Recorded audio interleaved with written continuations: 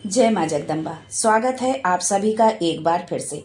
माँ जगदम्बा आप व आपके परिवार पर अपनी कृपा दृष्टि सदा सर्वदा बनाए रखें।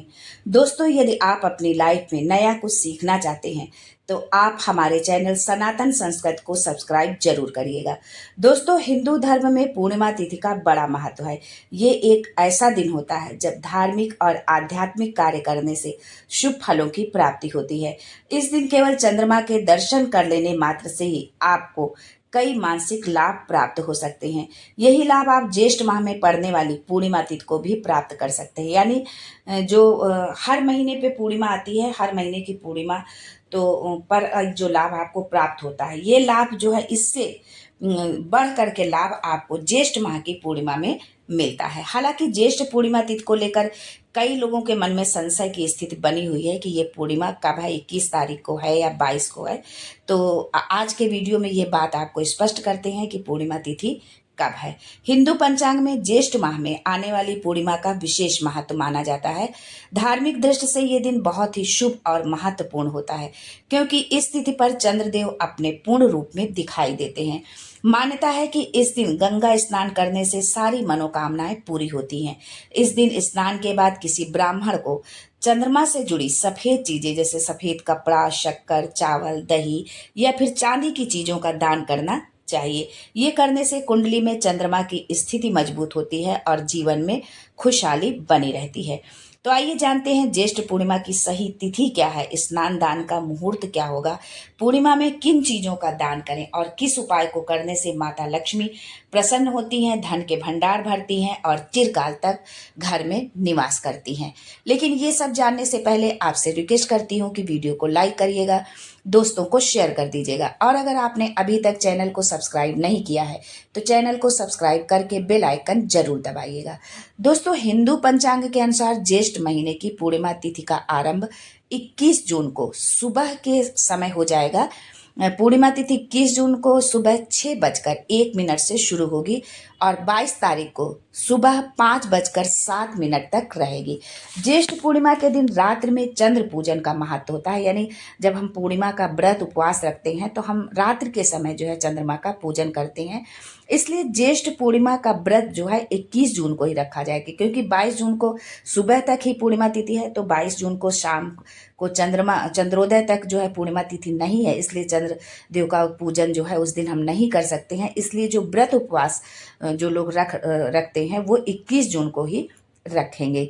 वहीं 22 जून को आप स्नान दान कर सकते हैं। उदया तिथि की मान्यता के अनुसार ज्येष्ठ पूर्णिमा 22 जून को ही मनाई जाएगी। साल 2024 में ज्येष्ठ पूर्णिमा 2 दिनों तक रहेगी, इसलिए 21 और 22 दोनों ही दिन आप स्नान और दान का लाभ प्राप्त कर सकते हैं। हालांकि व्रत के लिए 21 जून का ही दिन शुभ माना जाएगा। 21 तारीख को सुबह के समय आप 6:15 से लेकर के 9 बजे तक स्नान कर सकते हैं। दान करने के लिए भी यही समय शुभ रहेगा। रात्रि में आपको चंद्रमा का पूजन इस दिन जरूर करना चाहिए।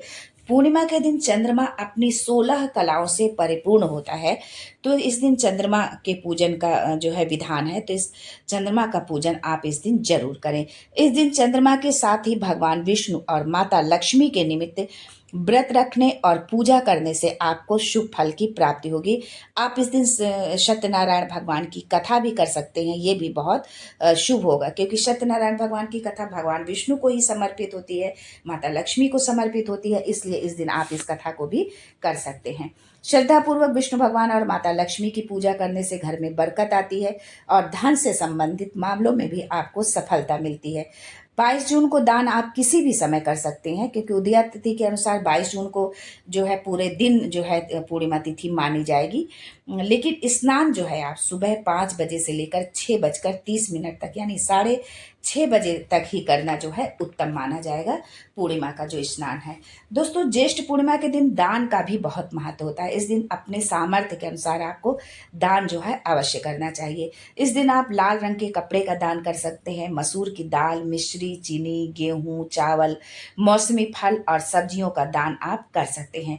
इसके साथ ही गौ माता को अगर आप हरा चारा खिलाते हैं तो सभी देवी देवता आपसे प्रसन्न होते हैं, क्योंकि जो है गौ माता में जो है 33 करोड़ देवी देवताओं का निवास होता है। इसलिए जो है यदि आप गौ माता की सेवा करते हैं या कच्चे आटे की लोई बनाकर उसमें गुड़, घी और थोड़ी सी हल्दी डालकर गौ माता को खिलाते हैं तो इससे भी जो है आपको बहुत पुण्य फल की प्राप्ति होगी।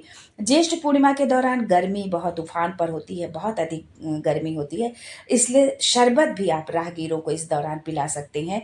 जल का दान करने से आपके जीवन की कई परेशानियों का हल होता है और साथ ही कुंडली में चंद्रमा की स्थिति भी मजबूत होती है, क्योंकि चंद्रमा का जल का कारक माना जाता है चंद्रमा को।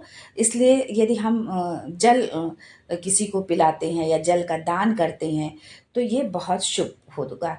आइए अब जान लेते हैं कि इस दिन क्या उपाय हम करें जिससे आपके जीवन के दुख, परेशानी, आर्थिक तंगी, रोग, बीमारी आदि सारा नष्ट हो जाए। माता लक्ष्मी की कृपा आप पर बनी रहे, धन धान्य के भंडार आपके घर में भरे रहें। तो आइए जानते हैं उन कुछ उपायों के बारे में। दोस्तों, ज्येष्ठ पूर्णिमा के दिन 11 कौड़ियों को आप ले लें और साफ कपड़े में, यानी नया आप कपड़ा हो तो ज़्यादा ही बेहतर होगा, उसमें लपेट कर किसी मंदिर में आप लक्ष्मी जी के चरणों में रखें। लक्ष्मी मंदिर में जाएं और वहाँ पर माता लक्ष्मी के चरणों में उसको रख दें। इसके बाद माँ लक्ष्मी की विधि विधान से उनकी पूजा अर्चना करें और चौकी पर हल्दी या केसर से तिलक करें। इसके बाद इन कौड़ियों को कपड़ों के साथ तिजोरी में रख देना चाहिए, यानी जिस कपड़े में आपने कौड़ियों को बांधा है उसी कपड़े सहित आपको अपनी तिजोरी में रखना है।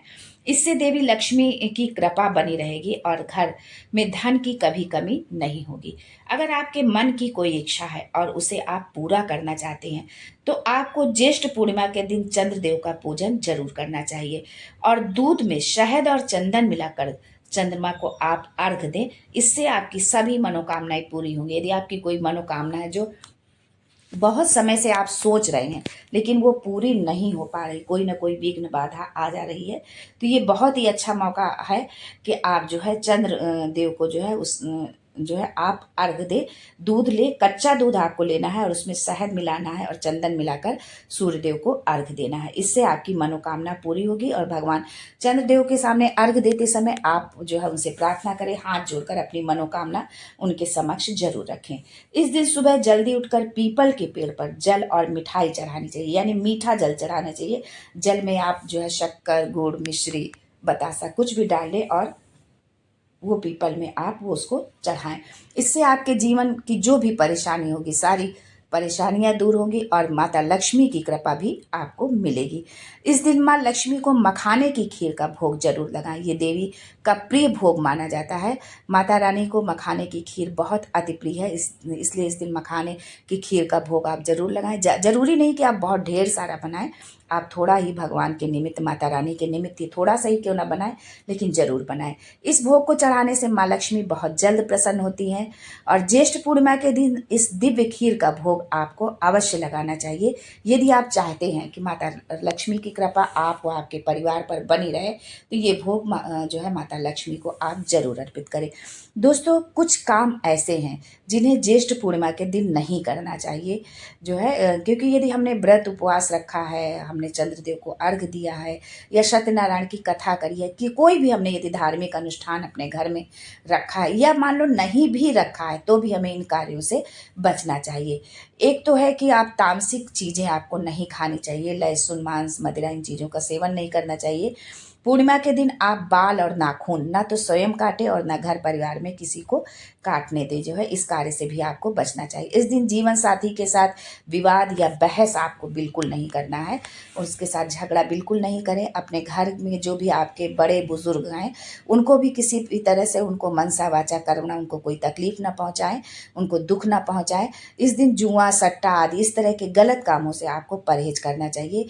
झूठ ना बोलें, सत्य का पालन करें, जितना ज़्यादा से ज़्यादा हो सके जो है भगवान के जो है जाप में अपने मन को लगाए रखें, रमाए रखें, भगवान में अपना मन लगाए रखें। जो है ओम नमो भगवते वासुदेवाय नमः मंत्र का आप जाप करते रहें और किसी भी तरह से किसी का दिल आप ना दुखाएं। इन बातों का आप ध्यान रखें तो आपका जो आपने दान पुण्य किया है, व्रत उपवास, पूजा पाठ जो भी आपने किया है, वो सारी चीज़ों का पूर्ण फल आपको मिलेगा। आज के लिए बस इतना ही दोस्तों, मिलते हैं अगले वीडियो में एक नई जानकारी के साथ। तब तक के लिए जय माँ Lakshmi and thanks for watching my video.